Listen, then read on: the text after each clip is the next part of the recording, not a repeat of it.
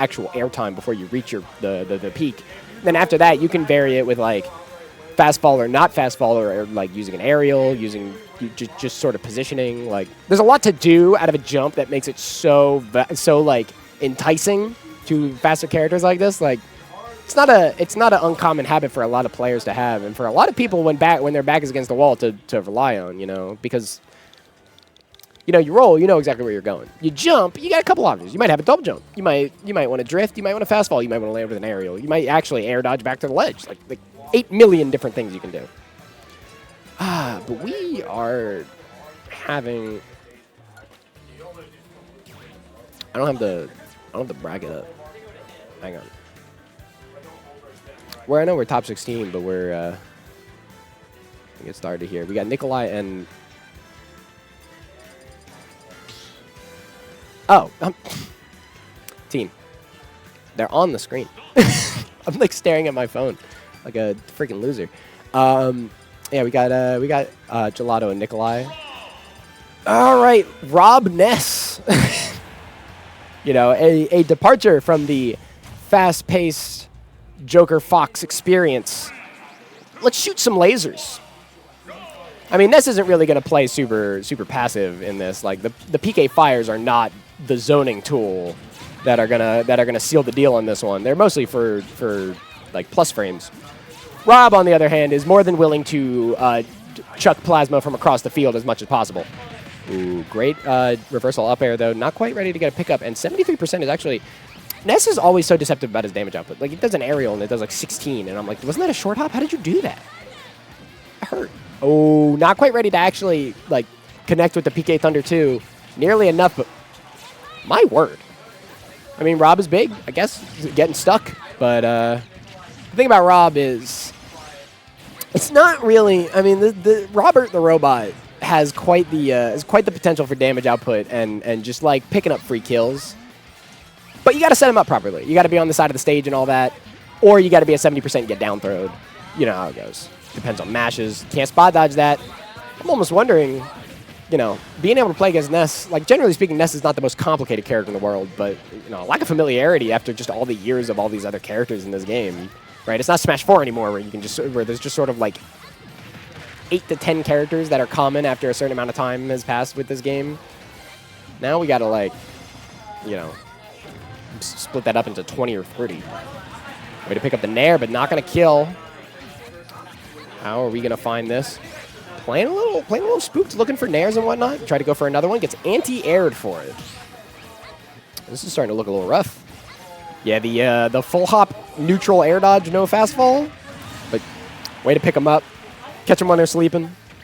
Oh, my lord. Okay, my bad. Crazy call out on the roll there. Big play from Gelato, or from Nikolai. And Gelato is look at his last stock in this game 1. Not impossible. You know, there's countless Rob setups that would make you want to call somebody mean names. But you know, we got to get there first. And more than anything else, like the pressure that we're seeing from Ness just seems to be so difficult to deal with because I mean, the Rob out of shield is like a forward air, right? And you can sort of play around that based on your positioning. And especially as Ness with how your double jump can let you drift back super hard. Like, Rob might not have the easiest time in the world actually finding reversals here. Despite the fact that, you know, Rob forward air out of shield, reminiscent of, like, Smash 4 Sheiks. That up air is going to find the kill, though, and at 97%, I mean, the robot's getting a little angry. Might be able to pick up some kills much earlier than you'd think. Ooh. Little conversion there, but the reversal down air, not what I would have expected. Finds the mark, though. Again, so that's what I'm worried about right now, is Gelato gets that nair on the landing. Ooh, good pickup on that nair. Gelato got that nair on the landing, stood there for a little bit, and didn't quite actually push, like, the traditional Rob plus frames, right? We didn't go into a forward air. We didn't, like, run up shield. We sort of, like, I don't really know what we buffered. It might have been like a late run-up F-tilt, or up-tilt, I mean. Might have caused a little bit of issues. So, like, I'm worried that when the momentum starts to shift in this very scrambly match right now, just because of how aggressive Nikolai is playing, like when the momentum starts to shift, Gelato might not be super ready to actually pick up on it, which is, I mean, there's a lot going on, you know? This kid's flying, like, teleporting all over the stage. Like, he double jumps and he goes to freaking Jupiter. And you're just like, all right, I'll see you later whenever you get back down here. And then he doesn't do the forehead landing up air anymore. But R.I.P. the massive dome piece that Ness had in Smash 4 off that up air. Instead, we just have something that we can do like drag downs and whatnot, which is... I don't know if I think the jury's still out on whether or not it was a buff or a nerf. I sort of think it was a nerf just because everything that Ness up air was so applicable to all these situations, but like this up air is still really good too.